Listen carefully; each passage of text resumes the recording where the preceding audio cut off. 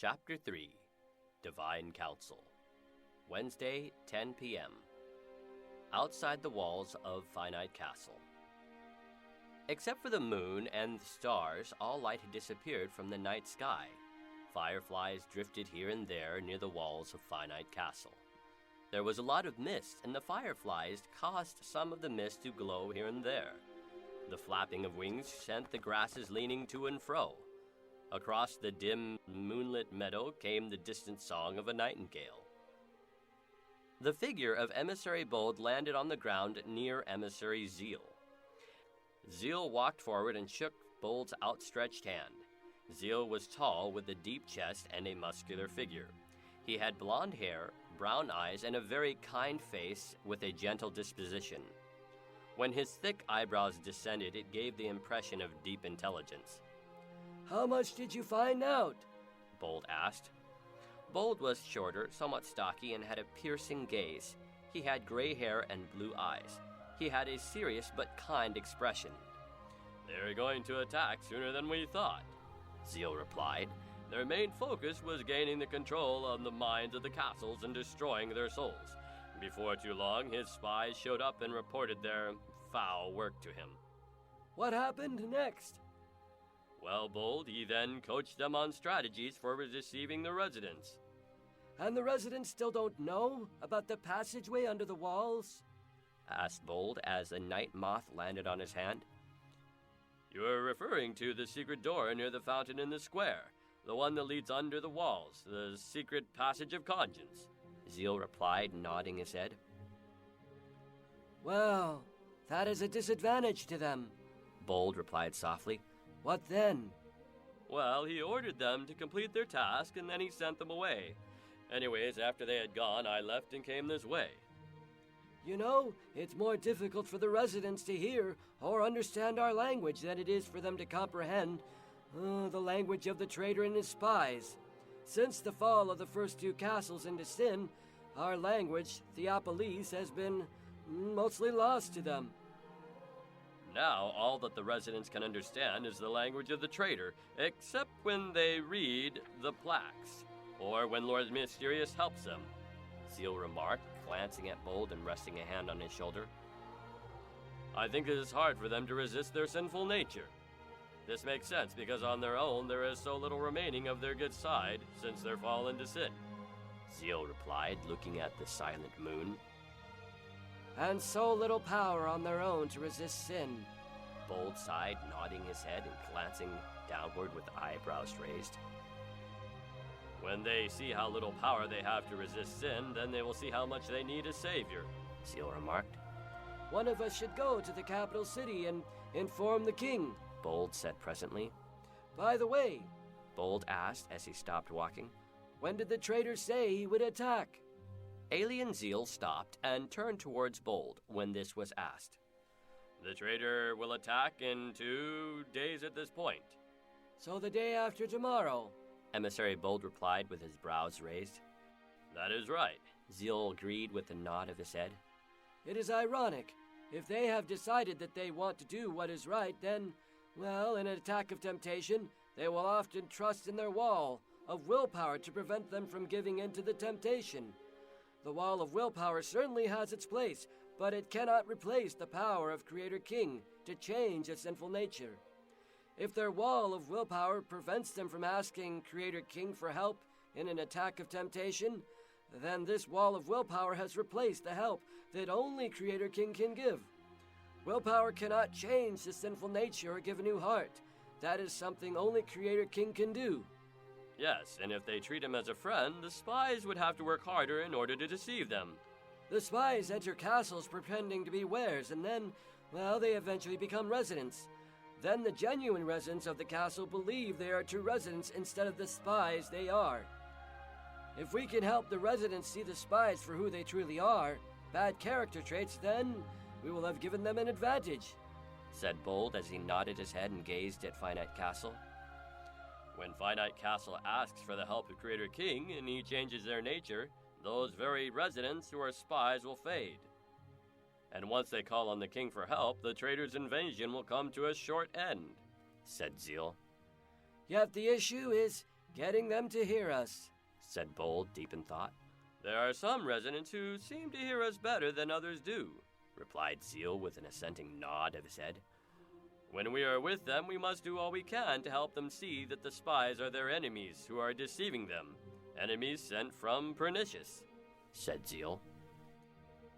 "If they spent more time examining the plaques, it would help tremendously.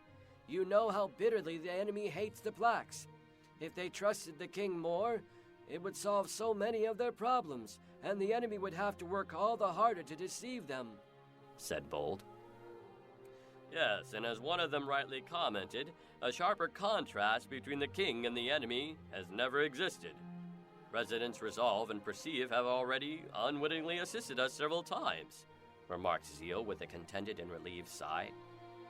"When they resemble the character of the king and emulate him in their sentiments, all of this age-long war with the traitor is worth it.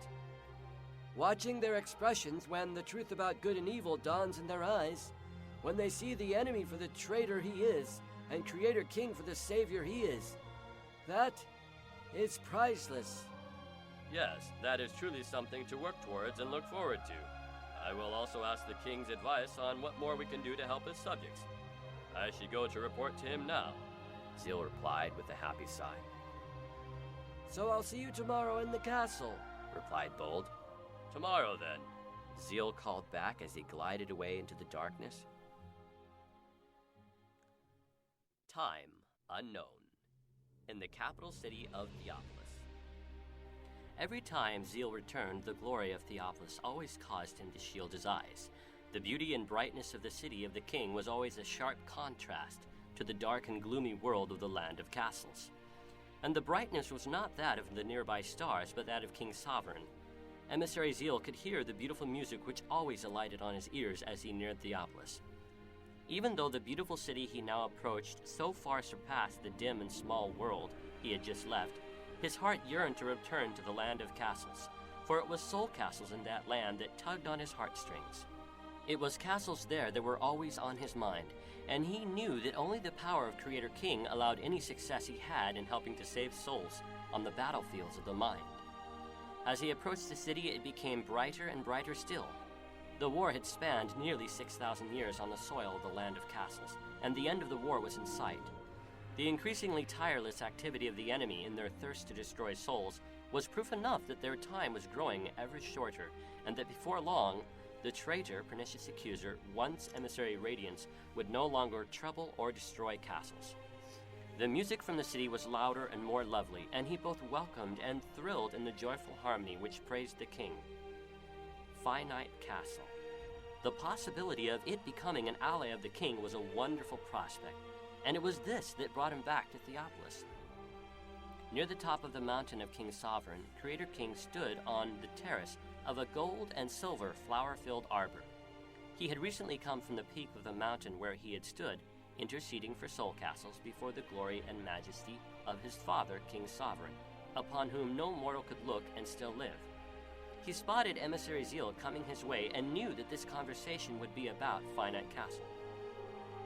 Creator King's hair was white, and he was clothed in white that resembled glistening snow. There was a golden sash around his robe, and he wore crowns within crowns on his head. It was almost as if there was a fire in his eyes. He had a very high forehead, and a gaze that seemed to penetrate all upon whom he looked. At his side, Emissary Constant stood respectfully and admiringly. Constant was of medium build and medium height. She had brown hair and brown eyes. She had a quick expression and a charming demeanor. She looked at her king, the one who was the reason for all she as an emissary was. The one next to her was the powerful king with vast forces who thrilled to carry out his commands. He was the brilliant architect of the castles, yet the majestic ruler and powerful king next to her was foremost her friend. I see that Emissary Zeal will soon be here. Yes, Constant. Creator King replied with a glance and a nod. He is coming to tell me of his observations of the traitor. You worked with Emissary Zeal not long ago. Yes, my king. I remember it well. Zeal has a good heart. It was in Victor Castle where we worked to persuade the residents to trust you. It was not an easy victory on their part, and without your help, it could not have happened. I feel for SoulCastles being pitted as they are against the traitor who is so much more powerful and cunning than them. They cannot see or sense him, yet he attacks them viciously and ruthlessly. Constance said with a sigh and a shrug. Remember, Constant, that in some respects, you and your fellow emissaries do not have it much easier. Since their fallen nature resists almost everything you do, and the enemy who prompts them to mistrust and dislike you also duels with you constantly. You are in this war, same as them. You too are subject to strong adversity, just like they are. I remember that even the strongest of us, Emissary Robust, spent 21 days attempting to influence a prominent castle against the will and designs of the traitor without success. As I remember, only your intervention enabled Robust to succeed. Glancing at the king, Constant continued. Since the traitor is a sworn adversary of SoulCastles, then initially they are on your side unless they choose not to be. At the same time, due to their fallen natures, they must continually choose you to remain on your side. Eternal oblivion was never your plan for SoulCastles, as it is for emissaries who had so much truth and knowledge, yet who still rebelled against you. Castles, in their fallen state, cannot tell the difference between good and evil. Though we emissaries have not sinned, we still look to you before our own feelings or wisdom. Castles should never trust their feelings. You are right, Constant. It is because of this that they must place their highest trust in the plaques. Unlike human feelings, which are so fickle and changing, the plaques will reveal the same unchanging truth to them today, tomorrow, and forever. Castles cannot discern good from evil, nor recognize that wares have matured into spies and residents as well as dangerous characters. Here is Emissary Zeal. Emissary Zeal glided into the presence of the king and deeply bowed to him. After a nod at Emissary Constant, he presented his report. Hello, my king. Good to see you. And yet your report does not encourage you to stay long, correct? Yes, Zeal replied with a bow. I feel the urgent need to go back in defense of Finite Castle. I have been observing the traitor's underlings for the last 3 weeks. One of his higher subordinates observes Finite Castle during the day, while his troops move newly constructed battering rams and catapults closer to the clearing. He also said that he was sending one of his elite spies from Asunder Castle to help the other 2 spies. I understand from their conversation that he is more skilled. I am thinking that we could compensate in some way if the skilled spy is able to sneak in. But even if he does not, more help is always a bonus for us. What do you think, Constant? Well, from what I have heard about Finite Castle, it seems that the inspectors guarding the 5 gates of sense are more diligent than most castles. Yet, their castle security must have been compromised in some way. This being the case, I assume that there is a secret passage in there somewhere. In Victor Castle, there was a secret door called Pride in the granite walls, which were hidden by thick leafy vines. Your Grace, my king is more than a match for the weakness, or secret passages in castles. Yet sadly, there are very few in the land of castles who share my sentiments in their faith of you. I was informed that the spies in Victor Castle used the vine-covered door to report to the traitor before their defeat, Zeal commented while glancing at Constant with a nod of agreement. Asunder Castle has not been as fortunate to have residents such as Finite has, replied Constant, glancing over the city with a sad expression. If I may point out, said Zeal, tilting his head to the other side, that Asunder Castle made no effort to ask for your help, my king. And before the battering rams could break down their walls, they just allowed one person from the enemy army in, a supposed baker, to enter their castle. After that, sadly, their defeat turned into a welcoming party. They could barely hear the visiting emissaries above a whisper, and they could never really understand Theopolis. There was only one resident in Asunder Castle, Resident Sharp by name, which I know of who could understand our language. Finite Castle, on the other hand, has several, replied Constant. They cannot hear us emissaries very well, but some do take notice of what we say. I think this makes a lot of difference, my king. Also, some of the residents in Finite Castle seem to refer to your plaques more carefully than the other castles do, replied Emissary Zeal, brightening up some. Perhaps, Constant. I will send you with Zeal here. As you wish, my king. I remember the deception of the spies when I was in Victor Castle. The siege and our methods and efforts to take away the mask of the enemy. The enemy does not give up easily, and it was a very close call.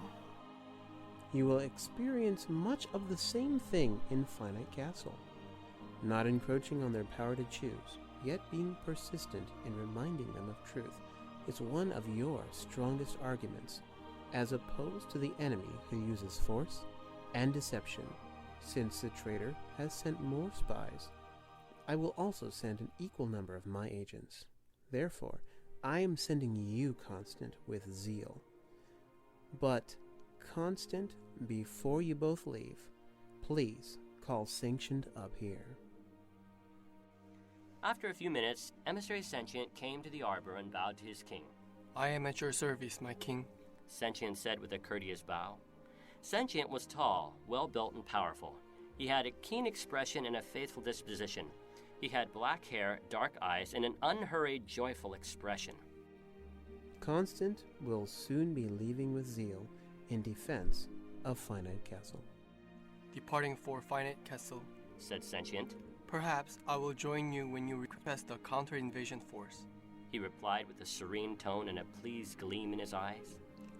The outcome of Finite Castle is dependent on their trust of you, my king, said Constant. You always have our trust, my king. I am sure I speak for the other emissaries when I say this, replied Zeal. Farewell, my king, Zeal called back as he followed Constant, who was gliding away. Swiftly they flew from the glorious capital city with blazing wings and beating hearts as they sped in the direction of Finite Castle and towards the events taking place there.